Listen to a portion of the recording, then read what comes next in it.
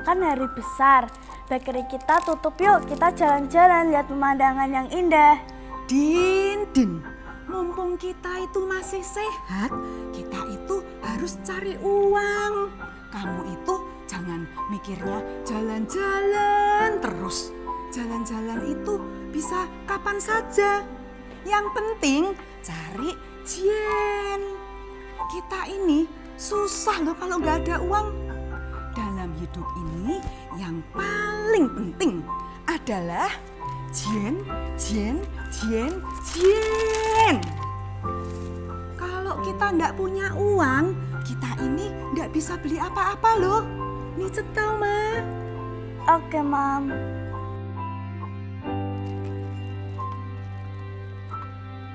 Lausa mau beli roti ya? Iya, Lausa mau beli roti.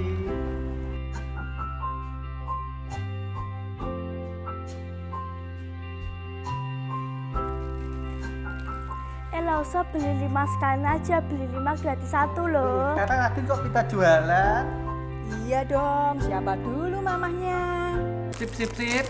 Oh iya, 2 minggu yang lalu Adin kok nggak ikut Zoom sekolah minggu? Nggak sempet Lausa, repot sekali bantu mama jualan roti. Banyak sekali pesanannya. Iya Lausa, sekarang ini Nadine repot sekali bantuin saya cari jen Lausa. Seru sekali. Ada apa ini? Laris ya? Ya lumayan Lausa.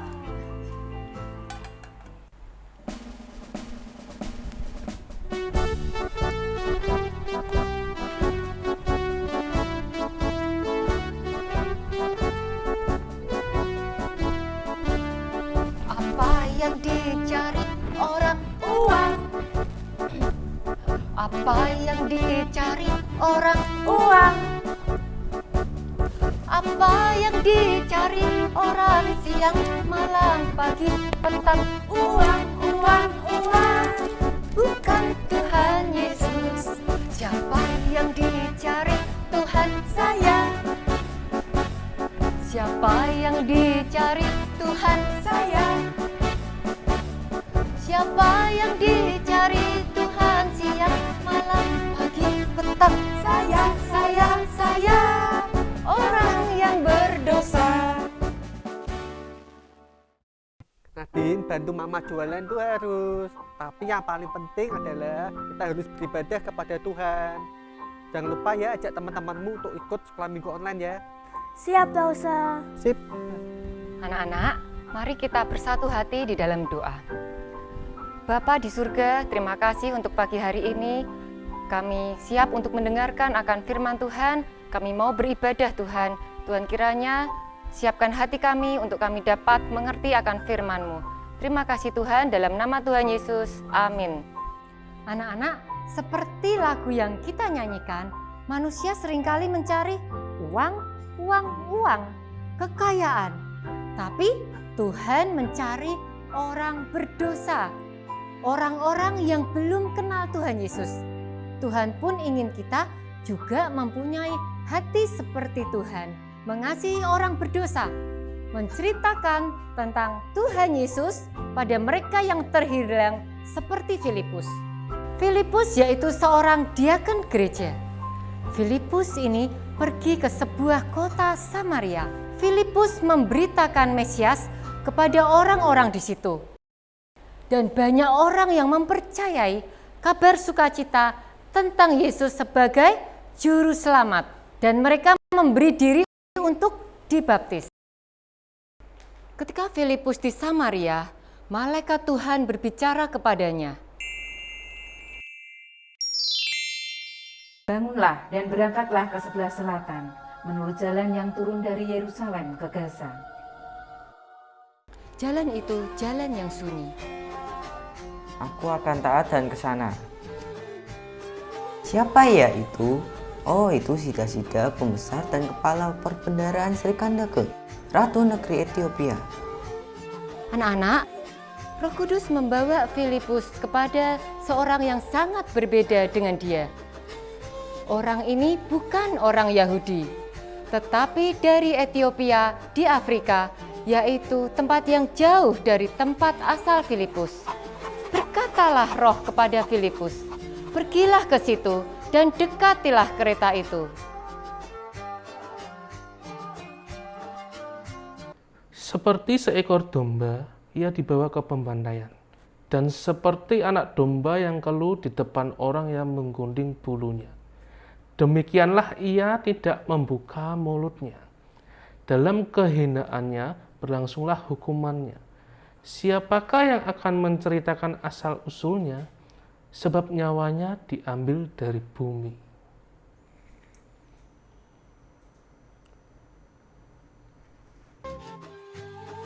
Tuhan sedang membaca kitab Yesaya. Mengertikah Tuhan apa yang Tuhan baca? Bagaimana mungkin aku tahu kalau tidak ada orang yang menceritakan kepadaku? Kemarilah kamu duduk di sini. Kamu mungkin bisa menceritakannya kepadaku. Sekarang aku bertanya sama kamu, tentang siapakah Nabi ini berkata? Tentang dirinya sendiri atau tentang orang lain? Yesaya sama sekali tidak menceritakan tentang dirinya. Anak domba yang dimaksud dalam tulisan itu adalah Yesus, anak Allah, juru selamat yang dijanjikan. Yesus tidak berbuat kesalahan apapun, tetapi memberikan dirinya untuk berkorban di atas kayu salib, mati menggantikan hukuman bagi orang yang berdosa, menumpahkan darahnya untuk menghapus dosa seluruh umat manusia. Kemudian dia bangkit pada hari yang ketiga. Dia juga mengutus Roh Kudus untuk tinggal di hati setiap orang yang percaya kepadanya.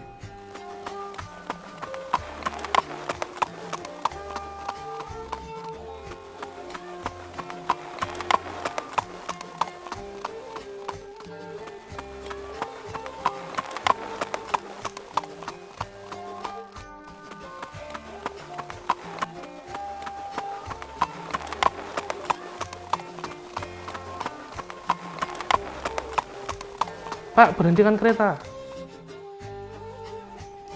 Lihat, itu ada air. Apakah aku bisa dibaptis?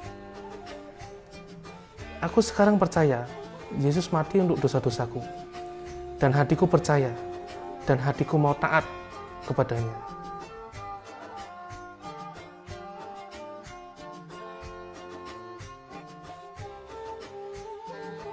Filipus dan sida-sida Etiopia itu masuk ke dalam air. Filipus membaptiskan sida-sida yang baru percaya itu, dan ketika mereka keluar dari air, tiba-tiba Roh Kudus membawa Filipus pergi. Hari ini aku sangat bersuka cita, anak-anak. Kalian tahu mengapa? Karena Tuhan Yesus telah menyelamatkan aku. Dan sekarang aku menjadi bagian dari gereja Allah yang bertumbuh. Sementara itu, Roh Kudus membawa Filipus ke kota-kota di sepanjang jalan dari Yudea dan Samaria. Di sana dia menebarkan benih firman Allah seperti yang telah direncanakan Allah. Yesus berpesan kepada para pengikutnya agar memberitakan Injil kepada setiap orang. Filipus dengan senang hati mentaatinya, mengetahui bahwa kuasa Roh Allah selalu bersamanya. Anak-anak, setiap orang yang telah mengalami anugerah dan pengampunan Allah diberi kesempatan untuk mentaati perintahnya, untuk mengabarkan kabar baik kepada orang lain. Roh Kudus selalu beserta kita dan Dia memberi kita kuasa dan keberanian yang kita butuhkan untuk menyebarkan kerajaan Allah ini ke seluruh penjuru bumi. Anak-anak, hari ini Lause mau cerita tentang seorang yang taat mengikut perintah Yesus untuk memberitakan kabar baik. Mau tahu siapa orang itu?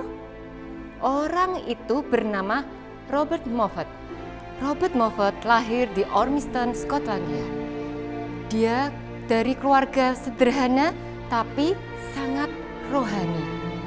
Pada usia 14 tahun, dia bekerja separuh waktu. Artinya apa? Pagi dia bekerja menjadi apa? Tukang kebun. Pada malam harinya dia sekolah. Dia juga belajar bermain biola. Pada usia 16 tahun dia pergi ke Inggris untuk mencari pekerjaan.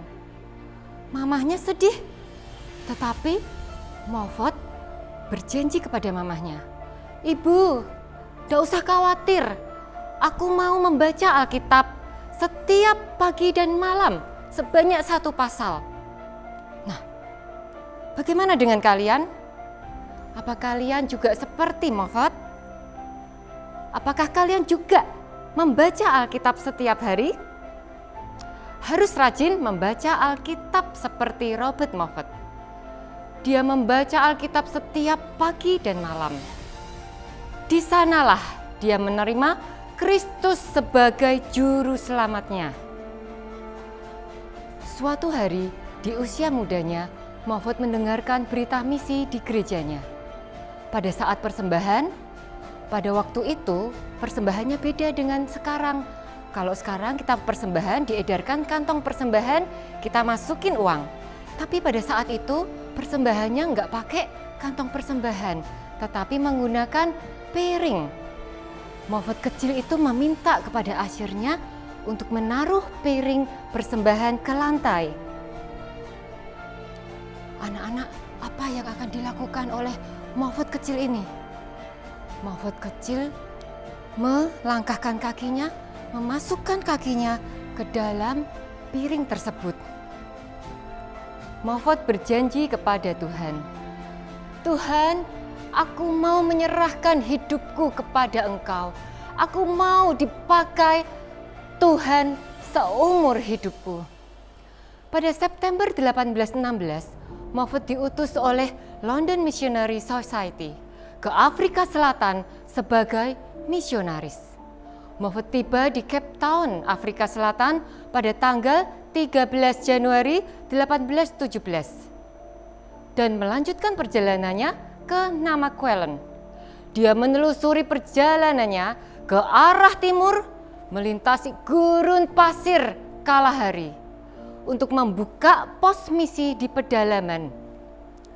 Moffat memulai pelayanannya dengan mengajarkan cara membasuh diri kepada suku asli di sana dan kemudian menjelaskan bagaimana Kristus membasuh bersih dosa mereka. Dialah pionir misionaris ke Afrika Selatan. Moffat menerjemahkan Alkitab ke dalam bahasa Bechuanas dan menulis 2 buku tentang misi di Afrika Selatan.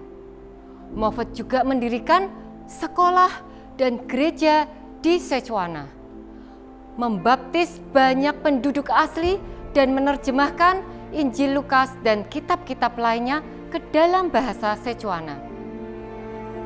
Moffat dikenang sebagai teman setia, penduduk asli, penerjemah yang rajin, seorang guru yang tekun, dan organisator yang rapi.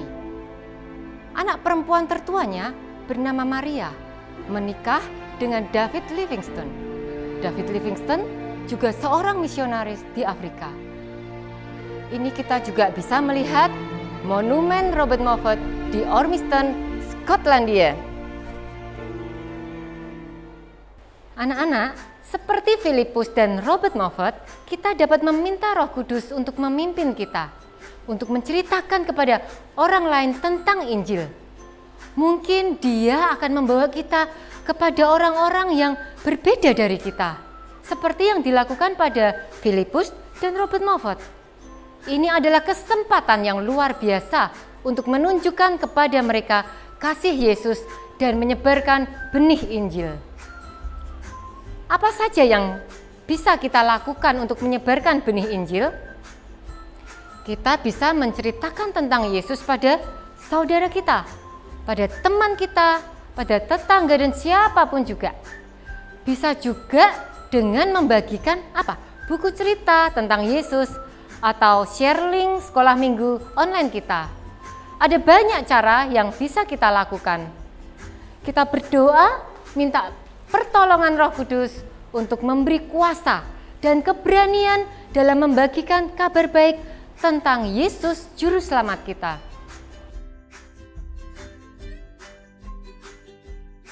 Anak-anak, ayat hafalan kita hari ini diambil dari Kisah Para Rasul 1 ayat 8. Tetapi kamu akan menerima kuasa kalau Roh Kudus turun ke atas kamu, dan kamu akan menjadi saksiku di Yerusalem dan di seluruh Yudea dan Samaria dan sampai ke ujung bumi.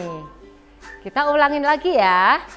Kisah Para Rasul 1 ayat 8. Tetapi kamu akan menerima kuasa kalau Roh Kudus turun ke atas kamu, dan kamu akan menjadi saksiku di Yerusalem dan di seluruh Yudea dan Samaria dan sampai ke ujung bumi. Ayo anak-anak, kita memberitakan penebus kita, Tuhan Yesus.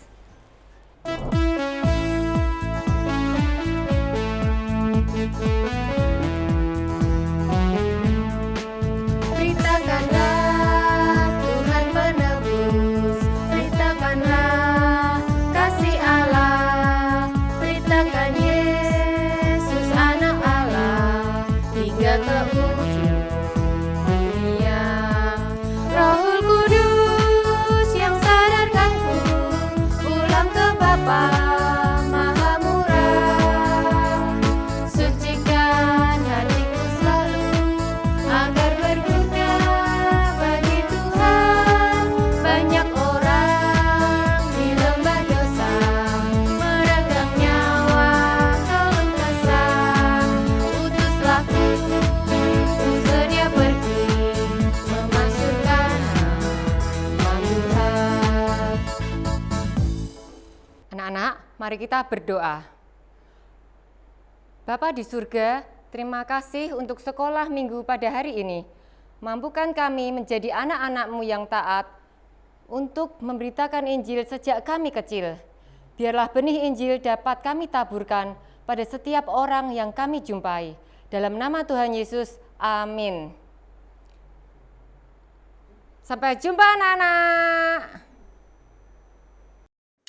Ayat persembahan hari ini diambil dari 2 Korintus 9 ayat 7 yang berbunyi, hendaklah masing-masing memberikan menurut kerelaan hatinya, jangan dengan sedih hati atau karena paksaan, sebab Allah mengasihi orang yang memberi dengan sukacita.